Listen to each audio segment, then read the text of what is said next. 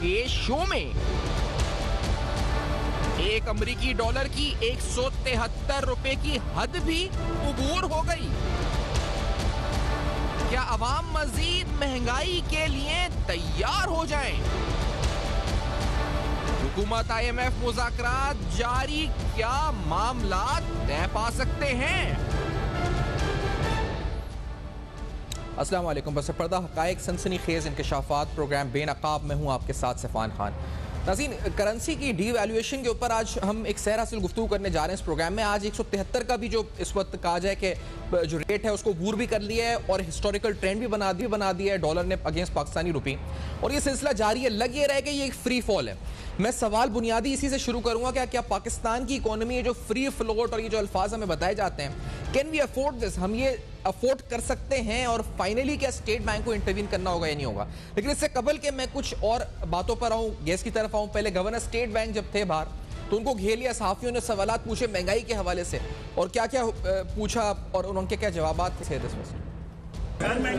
तो governor state bank से इस वक्त लोगों ने, सहाफियों ने जो है इस वक्त सख्त सवालात किए, और सख्त सवालात बनते भी हैं कि आखिर हमारी पॉलिसी है क्या। हमारी जो माशी जो हुकूमत की टीम है वो बार बार बोल रही है कि जो ग्लोबल क्राइसिस है, इन्फ्लेशन है, कोविड क्राइसिस है, जिसकी वजह से ये सब कुछ आपको कीमतों में इफेक्ट नजर आ रहा है। लेकिन आज मैं इस प्रोग्राम से पहले देख रहा था कुछ इंटरनेशनल करेंसीज, बिलखुसूस जो रीजनल करेंसीज हैं, उनकी मूवमेंट क्या रही है। और बिलखुसूस ये एनालिसिस पहली मई से, यानी मई के आगाज से जब पाकिस्तानी रुपया गिरना शुरू हुआ है वहां से मैंने लगाया, तो इंडियन रुपये की अगर वैल्यू पहली मई को तकरीबन 73 रुपए 8 पैसे थी, वो बढ़कर अक्टूबर 19 2021 तक 75 रुपए 1 पैसे हुई है। यानी उसमें जो इजाफा हुआ है वो 1.8% का इजाफा हुआ है इंडियन रुपये की वैल्यू में।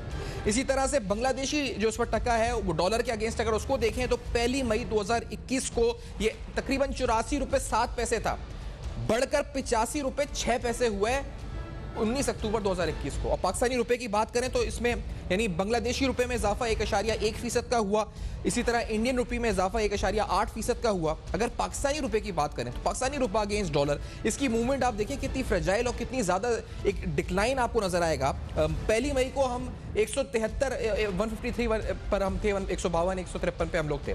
आज ये 173 क्रॉस कर चुका है, और 19 अक्टूबर को ये 171.95 पर बंद हुआ था।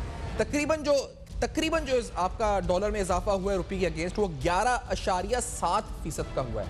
21-22 रुपए हम इस वक्त पाकिस्तानी करेंसी अपनी वैल्यू लूज कर चुकी है इस पूरे दौरान मई से लेकर अब तक अरसे में। तो अगर ये महंगाई है, बुनियादी सवाल है, अगर ये ग्लोबल फिनोमेना है, अगर ये कोविड है, अगर ये जो कमोडिटी क्राइसिस आया हुआ है वो है, गैस क्राइसिस है, जो भी है, तो सिर्फ इसका असर पाकिस्तानी करेंसी पर क्यों हो रहा है? ये एक्सचेंज रेट जो हम कैलकुलेट कर रहे हैं, क्या हमें कोई प्रायर एक्शन से, IMF के प्रायर एक्शन से मुराद IMF प्रोग्राम में जाने के लिए ज़रूरी था कि हम इसको इस लेवल पर लेकर आए? मैं इसी सवाल से आगाज़ करूँगा। शमसुल इस्लाम साहब मेरे साथ प्रोग्राम में मौजूद हैं, जो कि कराची चैम्बर ऑफ कॉमर्स के रुकन भी हैं और एक सीनियर इकोनॉमिस्ट माशी उमूर पर रखते हैं। डॉक्टर फ़ारूक सलीम साहब सीनियर माशी तज्ज़िया निगार हमारे साथ मौजूद हैं। नईम मीर साहब जो कि अंजुमन ताजरान की सेक्रेटरी जनरल है पूरे पाकिस्तान के, हमें लाहौर स्टूडियो से ज्वाइन कर रहे हैं। तमाम मेहमान हज़रात का शुक्रिया अदा करते हुए शमसुल साहब, सवाल ये बुनियादी कि क्या हम फ्री फ्लोट अफोर्ड कर सकते हैं, और ये फ्री फ्लोट हो रहा है या फिर ये एक बेंचमार्क और स्टैंडर्ड्स हैं या फोरकास्ट है IMF की जिसके तहत हम चल रहे हैं? क्या हो रहा है? देखिए, जब हम अगर 2018 के में जाके देखते हैं तो हमारा जब IMF प्रोग्राम में एंटर हो रहे थे उस वक्त भी आपने देखा था कि IMF में जाने से पहले ही आपकी करेंसी डिवैल्यू हो रही थी और बड़ी तेज़ी से डिवैल्यू की गई थी। वो भी प्रायर एक्शंस थे, और अभी जब हमारा फिर दोबारा हम जा रहे हैं तो उसके से पहले जितनी जो मई से आपकी डिवैल्यूएशन स्टार्ट हुई है, करेंसी की वैल्यू बड़ी तेज़ी से गिरी है, वो भी एक इंडिकेट करता है कि प्रायर एक्शन की तरफ हम हमारा जो सेंट्रल बैंक काम कर रहा था। और उसमें दो फ़ायदे हो रहे हैं। एक तो आपको ये कि आपकी इंपोर्ट्स पे जो महंगी करके और रेवेन्यू आप कमा रहे हो, क्योंकि आपको IMF का ही टारगेट आपने एग्री किया था कि 5.8 ट्रिलियन के ऊपर आपने रेवेन्यू को लेके जाना है।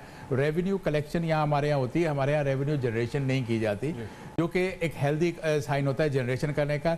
लेकिन हमारे अनफॉर्चुनेटली आपके पास जो है हमारे इकोनॉमिक मैनेजर्स हैं, उनके पास दो ही रास्ते होते हैं कि अगर इंपोर्ट्स को महंगा करते हैं, उसके ऊपर ड्यूटीज बढ़ा दें तो हमारे पास रेवेन्यू इकट्ठा हो जाएगा ज़्यादा। नहीं, लेकिन आसान अल्फाज में साहब अगर पूछूं, अगर ये 173 पे पहुंच गया आज, तो ये हमने खुद पहुंचाया है या ये डिमांड एंड सप्लाई का गेम है? क्या हुआ है? जी, मैं उसी तरफ आ रहा था कि आप देखें हमारी इकोनॉमी के अंदर एक स्पेकुलेशन भी बहुत ज़्यादा होती है। हमारे जो अगर स्टेक होल्डर्स को ले लें या दूसरे लोगों को भी ले लें, तो हर शख्स जो है वो स्पेकुलेशन कर रहा होता है, चाहे वो रियल एस्टेट हो या करेंसी का हो। स्टॉक एक्सचेंज में भी आपने देखा कि फ्री फॉल हुआ, काफ़ी मार्केट गिरती चली जा रही है।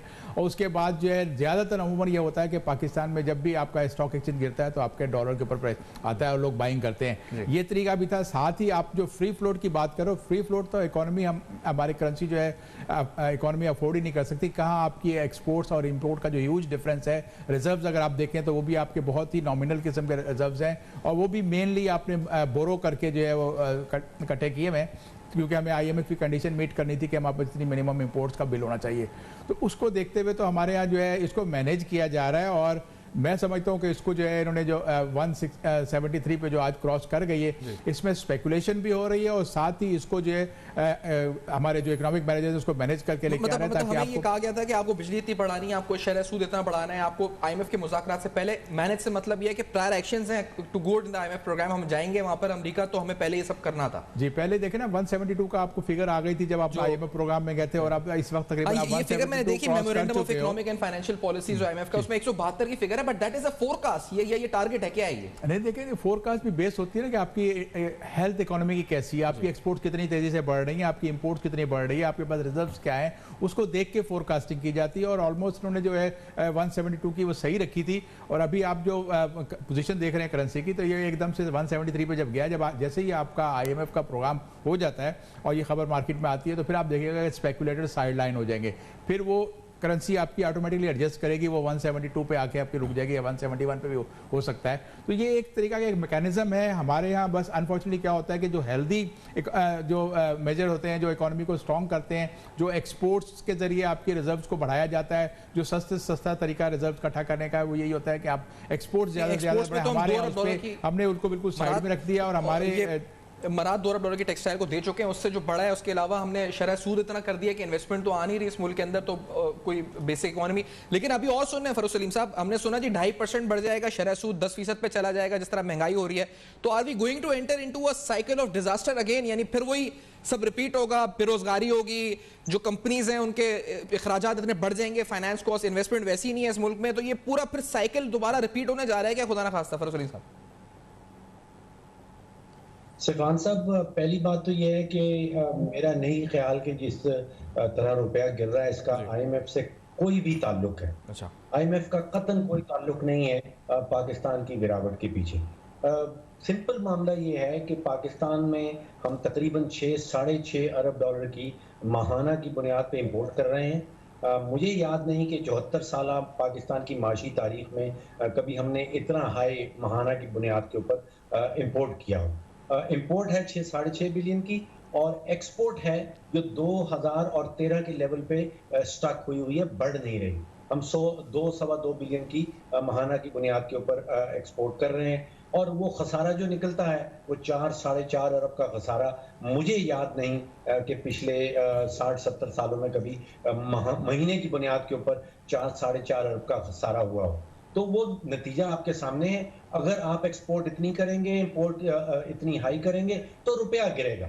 IMF आपको कहे या ना कहे, मैंने IMF और किसी मुल्क के दरमियान में किसी मुआहदे में ये नहीं देखा कि IMF ये शर्त लगाए कि आपने अपनी करेंसी का लेवल जो है वो एक खास सतह पे लेके जाना है। मैं नहीं समझता हूँ कि पाकिस्तान ने किसी ऐसे मुआहदे पे साइन किया है या कभी IMF ने ये डिमांड भी किया था कि पाकिस्तान जो है वो अपनी करेंसी को एक खास लेवल पे लेके जाए। अच्छा, IMF ये कहती है ये जो इसमें मसला ये था कि पास हुकूमती वज़रा हमारी बात होती थी, वो कहते थे हम एग्री कर चुके हैं 174 पे आएगा। अब चलें, अगर ये भी गलत है, ये जो इनका memorandum of economic and financial policies था, इसमें 172 का रेट था। अभी जिस तरह कह रहे हैं कि मैनेज किया है हमने, तो ये 172 फिर क्या था? ये फोकस था, वर सीइंग दिस कि ये 172 पे आ जाएगा यहाँ पर और हम उसको लेकर आ रहे हैं उनके मुज़ाकरात से पहले, क्यों है ये फिर ये फिगर 172 के पास? देखिए, जो साइज है मार्केट्स का इस वक्त, आप सोचिए कि हम तकरीबन 70 अरब डॉलर की इंपोर्ट करने चले हैं और 30 या 31 अरब की एक्सपोर्ट होगी। 100 बिलियन डॉलर की ये मार्केट है। किसी भी सेंट्रल बैंक के पास इतने वसाइल नहीं होते कि वो इतनी बड़ी ट्रेड को मैनेज कर सके। ये जरूर कहते हैं कि इजाज़त दी जाती है कि अगर स्पेकुलेटर जो है वो मार्केट के अंदर घुस जाए और आपके रुपए के खिलाफ अपनी शर्तें लगाना शुरू कर दे, तो उसमें इजाज़त दी जाती है कि आप अपने रिजर्व से निकाल के डॉलर जो है वो मार्केट में फेंकें। लेकिन उसकी भी शर्त ये होती है कि 3 महीने के अंदर जितने डॉलर्स आपने खजाने से निकाल के अपने रिजर्व से निकाल के मार्केट में फेंके हैं, उतने ही आपको महीने के बाद वापस खरीदने होंगे, ताकि आपका बैलेंस जो है वो बराबर रहे। तो यहाँ पे मामला हमें एक तो देखिए एक्सपोर्ट इंपोर्ट का मामला है, एक गैर यकीनी की फजा है। आप सोचिए कि इतनी गैर यकीनी है, माशी गैर यकीनियाँ हैं, सियासी गैर यकीनियाँ हैं। हमें पता नहीं कि पाकिस्तान की हुकूमत और जो इस्टेब्लिशमेंट है उनके दरमियान फ्यूचर में क्या होने चला है। हमें पता नहीं कि हमारा वजीर खजाना कौन बनेगा, कौन नहीं बनेगा।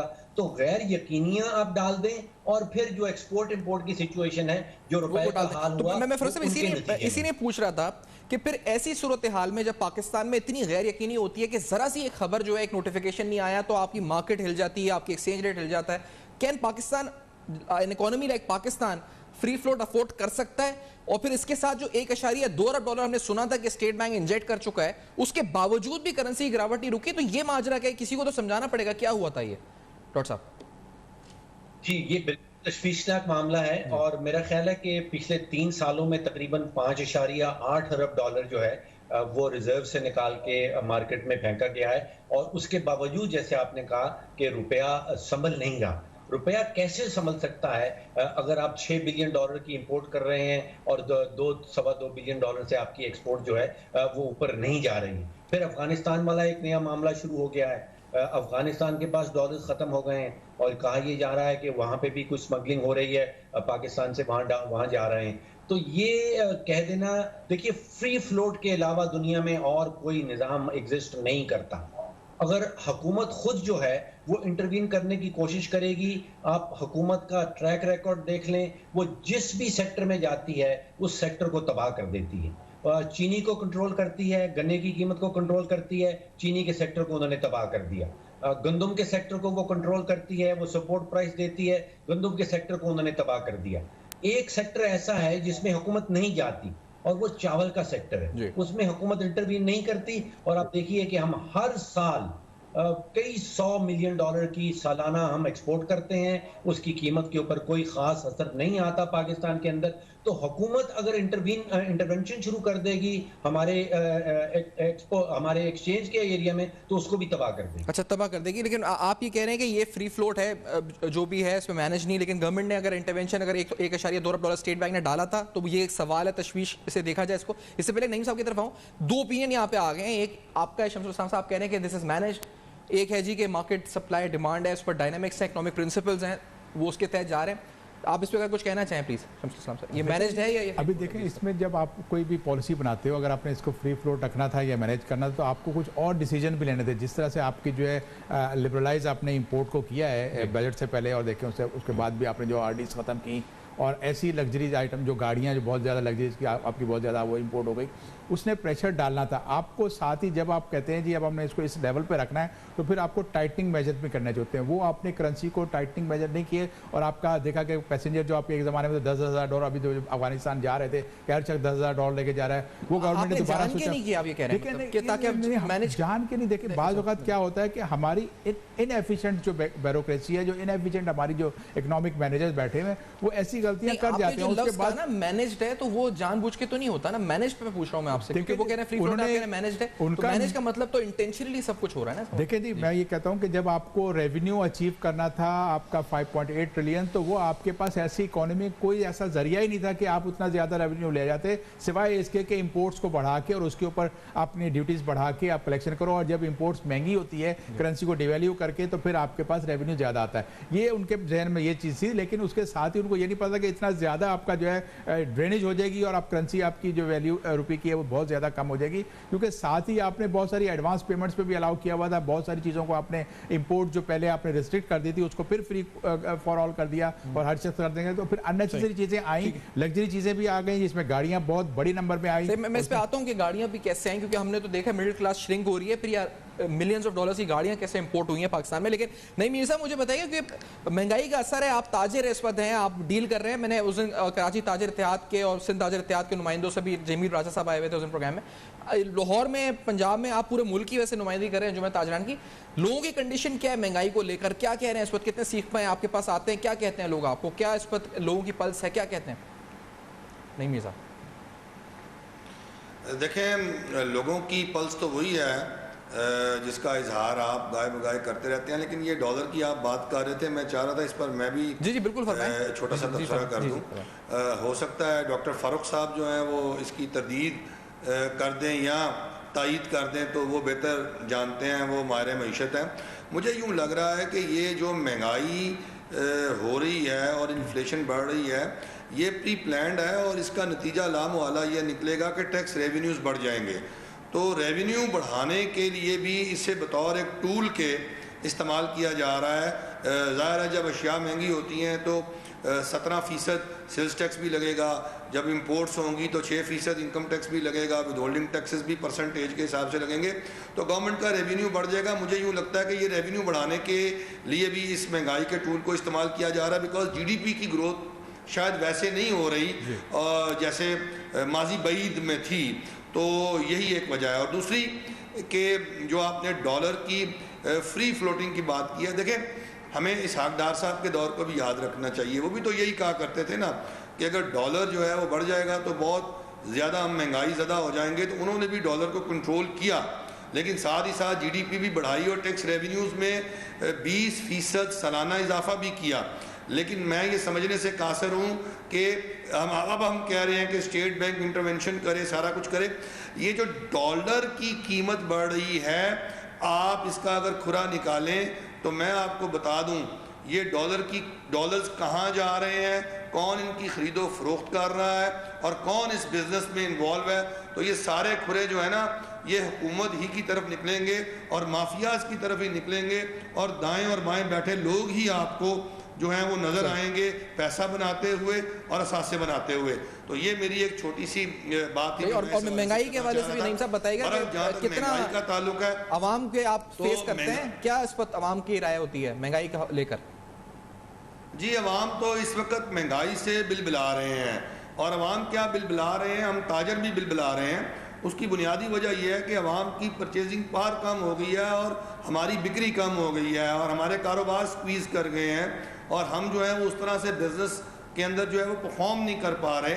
और ये महंगाई का ये सिलसिला जो है ये कहीं थमता और रुकता हुआ नज़र भी नहीं आ रहा, और यही वजह है कि बिज़नेस कम्युनिटी के अंदर सख्त तशवीश की लहर है, और आगे हमें सिर्फ जो है वो अंधेरा ही अंधेरा नज़र आ रहा है। और इसलिए तो हम ताजर जो है हमने निकलने का फ़ैसला किया है, सड़कों पे आने का फ़ैसला किया, और हम 26 अक्टूबर को एहतजाजी धरना देने फैज़ाबाद चौक में जा रहे हैं, और उसमें जहां दीगर हुकूमत के ज़ालिमाना टैक्सेस और पेचीदा डॉक्यूमेंटेशन है, वहीं हमारा महंगाई भी एक बहुत बड़ा इशू है। इसे अच्छा, आपने फैज़ाबाद का इंतखाब किया। मैं नहीं साहब, मैं एक चीज़ आपसे मज़ीद पूछना चाहूँगा कि मैंने यहाँ पर उस दिन बात कर रहा था, मैं यहाँ पे सिंध ताजिर इत्तेहाद से, वो बता रहे थे कि तकरीबन कराची शहर की 40% दुकानें जो हैं जो किराए पर थी बिलखुसूस वो बंद हो गई हैं क्योंकि वो अफोर्ड नहीं कर पा रहे उस किराए को। मैं आपसे पूछूंगा पंजाब में, क्योंकि अभी लाहौर में मुझे बताएं वहां क्या सूरत हाल है। ये तो बहुत अलार्मिंग फिगर थी कि 40% दुकानें बंद हो गई हैं किराए की, वहां पर क्या सूरत हाल है?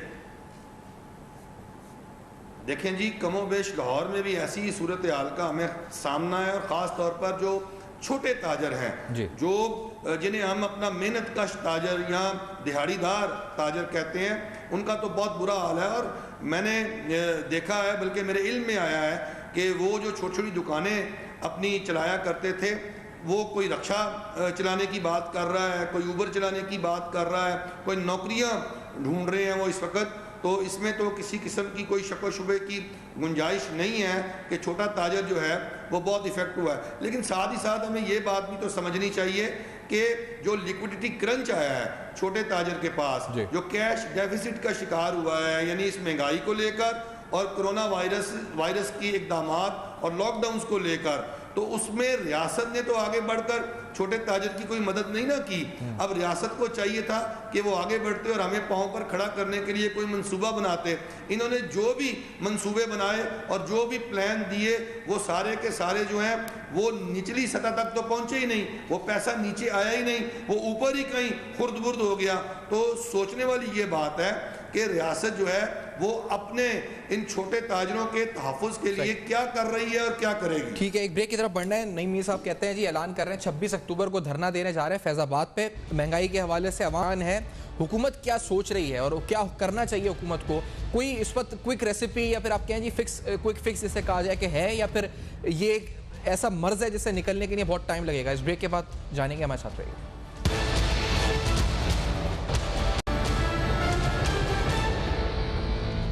Welcome back. आप देख रहे हैं बेनकाब और आज बेनकाब में तफसीलन बड़े अहम सवाल उठा रहे हैं। डॉक्टर फरोख सलीम साहब आपकी तरफ आना चाहेंगे, क्योंकि अगर जो मैं बात समझा वो ये है कि हमारी माशी जो हेल्थ है, सेहत है, वो कमज़ोर है, हमारे इम्बैलेंसेस हैं, खसारे हैं। हम गए डॉक्टर के पास, IMF, हमारे पास कोई और ऑप्शन है? मैं कल एक बात कर रहा था इकोनॉमिस्ट से, कहते हैं हम बॉन्ड्स फ्लोट कर देते हैं। क्यों गए हम IMF के पास इतनी सख्त शराइत के साथ? Do we have any other option Farrukh Salim साहब? देखिए सैफान साहब, सबसे आसान तरीन तरीका ये है कि रुपया गिर रहा है तो IMF की वजह से गिर रहा है, अगर महंगाई हो रही है तो IMF की वजह से हो रही है, अगर चीनी 115 रुपये किलो पे चली रही है तो IMF की वजह से हो रही है। आप बजट जब निकाल के देखें, हमारे वजीर खजाना साहब खड़े होते हैं नेशनल असेंबली में और वो खुद से ये लिखते हैं कि 4,500 अरब रुपए का खसारा होगा इस साल। ये IMF तो हमें नहीं कहता कि आप खसारा करें। बिजली के शोबे के अंदर 500 अरब रुपए का इस साल खसारा है, ये IMF तो हमें नहीं कहता कि आप ये खसारा करें। इस साल तजारती खसारा हमारा तो 40 अरब डॉलर पे जाने लगा है, ये IMF तो हमें नहीं कहता कि आप ये खसारा करें। हम अपनी इस्लाहाती कैंपेन नहीं शुरू कर सकते, किसी सेक्टर को रिफॉर्म नहीं कर सकते और इल्ज़ाम सारा IMF के ऊपर डाल देना चाहते हैं। हम अपने बिजली के सेक्टर को रिफॉर्म क्यों नहीं करते कि ये सारा खत्म हो जाए? इस्लाहात का टाइम बचे अब गवर्नमेंट के पास, आपको लगता है? Do you think? और दूसरी बात मुझे बताएं, अभी वर्ल्ड इकोनॉमिक आउटलुक में देख रहा था IMF का, वो कहते हैं आपके जो करंट अकाउंट डेफिसिट है that should be around $9 billion, यानी आपके volume of import should come down by around 11%, कम हो जाने चाहिए।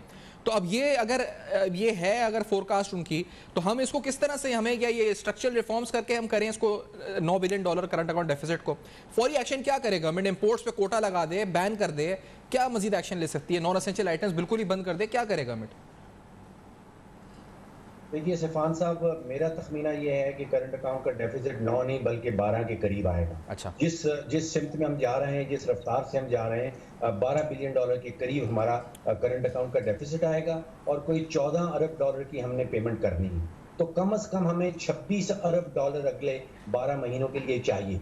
अब ये IMF की वजह से नहीं हम इस बंद गली में निकल गए हैं। देखिए, हम अब हुकूमत कोशिश कर रही है कि इंपोर्ट को कम करे। ये तरीका मेरे ख्याल में गलत तरीका है, क्योंकि इंपोर्ट आप देखिए $20 बिलियन की तो आप तेल की इंपोर्ट करते हैं। क्या तेल की इंपोर्ट हम कम कर सकते हैं? आपने भी स्टूडियो जाना है, मैंने भी दफ्तर जाना है, किसी ने दुकान पे जाना है, वो पेट्रोल तो इस्तेमाल होता रहेगा। 3 बिलियन डॉलर की हम कोयले की इंपोर्ट कर लेते हैं। क्या हम अपने कोयले के प्लांट बंद कर दें और इंपोर्ट कम कर दें? LNG कोई $3 बिलियन की इंपोर्ट हो रही है, उससे हमारी बिजली जो है वो जनरेट हो रही है। हमारी इंपोर्ट्स ज्यादातर जो हैं वो फिक्स्ड हैं। अब ये $1-2 बिलियन की अगर आपने कारें मंगवा ली या 500-600 मिलियन के मोबाइल आ गए, उनको आप खत्म भी कर दें तो क्या फर्क पड़ जाएगा? फोकस होना चाहिए एक्सपोर्ट बढ़ाने में।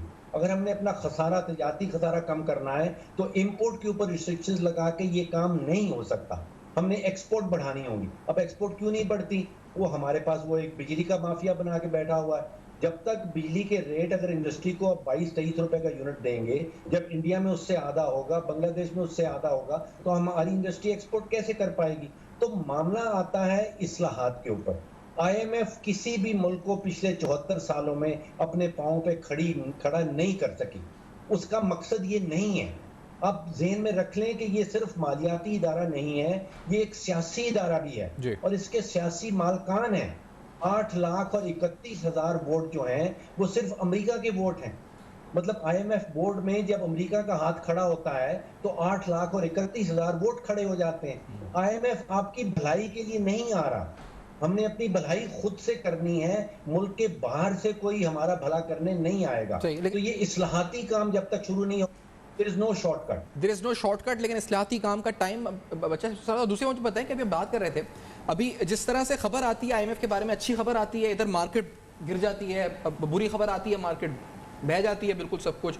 यही आपका डॉलर का, ये जो आप अक्सर लफ्ज़ इस्तेमाल करते हैं कसिनो इकोनॉमी वाला, कि इजी मनी है, हर आदमी चाह रहा है सट्टा खेले, स्पेकुलेट करे और पैसे बना ले इस वक्त। तो सर मुझे बताएं, ऐसी इकोनॉमी के अंदर वही बारी बात, पहला सवाल फ्री फ्लोट वाला, कि यहाँ पर तो एक खबर आ जाती है एक नोटिफिकेशन की, तो ऊपर सब नीचे हिल जाता है। हम इस तरह चल सकते हैं? ये जो मतलब एक कैपिटलिस्ट निज़ाम, क्या ये क्या कहें, किस तरह चल सकते हैं? बिल्कुल अभी सही चीज़ पे आप आ गए हो कि यहाँ पर अगर आपने इकोनॉमिक जो प्रॉब्लम्स जो थी आपके स्ट्रक्चर में, उसको आपने रिफॉर्म्स करके, अब 40 साल से तो मैं देख रहा हूँ कोई रिफॉर्म्स नहीं हुई, सिर्फ कॉस्मेटिक चेंजेस होती हैं, जिसका आपके पास ये है कि कोई सस्टेनेबल आपकी ग्रोथ नहीं आती। हमारे यहाँ जो है आपको एक ऐसी इकोनॉमी बना दी है कि हमारी जो हौज पौज इकोनॉमी है, मॉडल पूरा अगर आप देखें, ये ना फ्री मार्केट इकोनॉमी है, ना रेगुलेटेड फ्री मार्केट इकोनॉमी है। यहाँ पर हौज पौज इकोनॉमी होता है कि क्रोनीज कैपिटलिज्म बड़ा परवान चढ़ता है, और क्रोनीज कैपिटलिज्म जो है वो आपकी इकोनॉमी को कसिनो बना देता है, जिसके अंदर स्पेकुलेशन बहुत ज़्यादा होती है।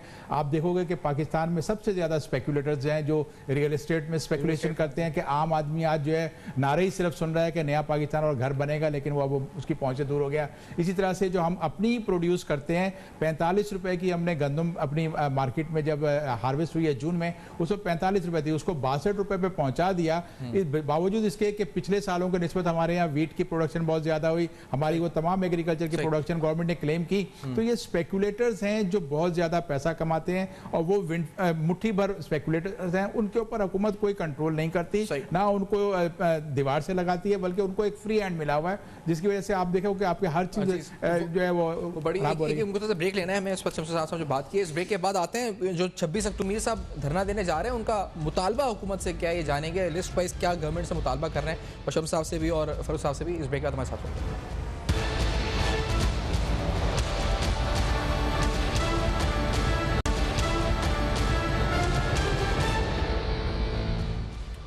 Welcome back. आप देख रहे हैं बेनकाब, और आज बेनकाब में तफसीलन बड़े अहम सवाल उठा रहे हैं वज़ीर इमरान खान साहब, क्योंकि अभी आज ताजिर PDM ये सब सड़कों पर आ रहे हैं। तो वज़ीर साहब जो सब PTI के चेयरमैन थे, उस वक्त महंगाई को लेकर जो फॉर्मूला समझाते थे कि चोरी होती है, बिजली की कीमत बढ़ती है, ये चोरी का पैसा आवाम से, ये क्या कहते थे वो, ज़रा सुनते हैं। Let's say this.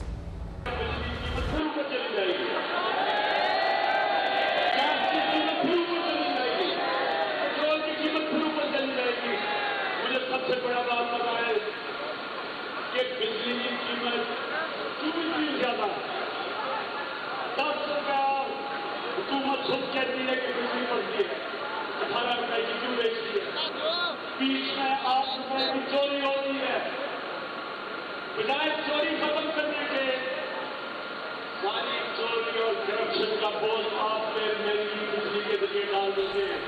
बड़े बड़े माफिया बैठे हुए इस वक्त में, उनके साथ हुकूमत मिली हुई है। वो चीजें मिल मिला के करके बेगी करते हैं और अपना दफा बड़ा बनाते हैं। ये साहब इन माफिया के ऊपर हाथ डाले, क्योंकि अपने न्याय की कीमत बेचारा गरीब आदमी दे रहा है। उसके बाद करप्शन के ऊपर हाथ डाले, क्योंकि करप्शन की भी कीमत आवाम महंगाई करके देती है। तो माफिया के ऊपर हाथ डालने का मुतालबा था, और आज यहाँ जिक्र हो रहा है कि महंगाई माफिया की वजह से अगर हो रही है, तो फिर हुकूमत क्या सोच रही है? सिर्फ ऐलानात, इजलास दर इजलास, और ऐलानात का कोई नतीजा नहीं। मीर साहब, मुतालबात आपके क्या होंगे? आप धरना देने जा रहे हैं फैजाबाद में 26 तारीख को, किन मुतालबात को आप रखेंगे हुकूमत के सामने? जी सर, जी इससे पहले हमने 29 सितंबर को FBR ऑफिस का घेराव किया। हमारा मुतालबा ये है कि टैक्स निज़ाम को आसान और सादा बनाया जाए, और इतना काबिल फ़हम बना दिया जाए कि आम ताजर जो है वो रज़ाकाराना तौर पर अपनी टैक्स रिटर्न जमा कराए और अपनी कौमी ज़िम्मेदारी अदा करे, ना कि रिश्वत, करप्शन और चोरी की वजह वो निज़ाम बन जाए।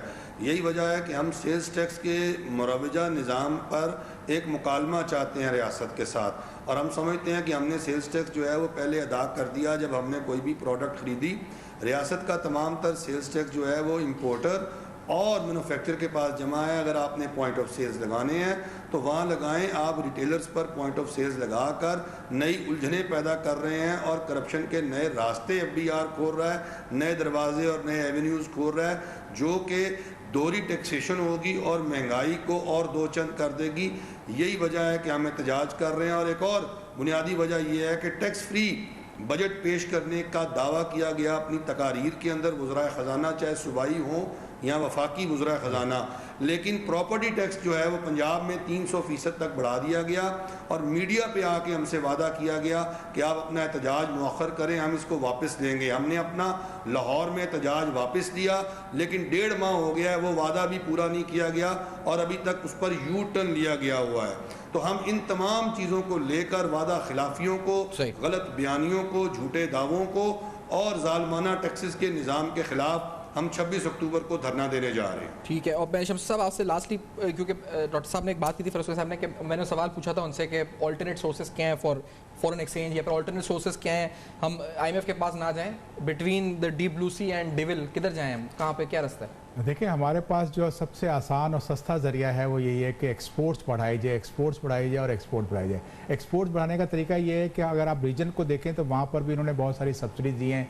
इंडिया सब्सिडी दे रहा है, बांग्लादेश सब्सिडी दे रहा है और उसके ऊपर रिबेट कर भी दे रहा है, सब्सिडी भी बहुत सी चीज़ों पर दे रहा है, चाइना भी दे रहा है रिबेट उसके ऊपर। तो हमारे पास क्योंकि किटी में इतना पैसा नहीं है तो हमें एक आउट ऑफ द बॉक्स जो है एक अपना सिस्टम लाना होगा और वो एक्सपोर्ट बोनस वाउचर की शक्ल में हमारे एक्सपोर्टर्स को दें, ताकि जो प्रिवेलिंग रेट हो उसके अलावा जो है वो उसका एक बोनस का वाउचर दिया जाए कि जब रियलाइजेशन होती है तो उससे ये होगा कि हमारा एक्सपोर्टर हर वक्त जो है वो कम्पिटिटिव होगा इंटरनेशनल मार्केट में, क्योंकि इसके अलावा एक्सपोर्ट बढ़ाने का और कोई जरिया आपके पास नहीं है। हमारे पास बिजली की कॉस्ट इतनी ज़्यादा है, एनर्जी का आगे फिर क्राइसिस आ रहा है कि आपका एक पीक टाइम होगा क्रिसमस से पहले जो हमने ऑर्डर्स पूरे करने होते हैं, उस वक्त अगर आप और ये बात ये आपने भी की थी फरोज़ साहब, क्या ये फायर फाइटिंग, हम तो अभी फायर फाइटिंग में, ये सब हो सकता है सर? ये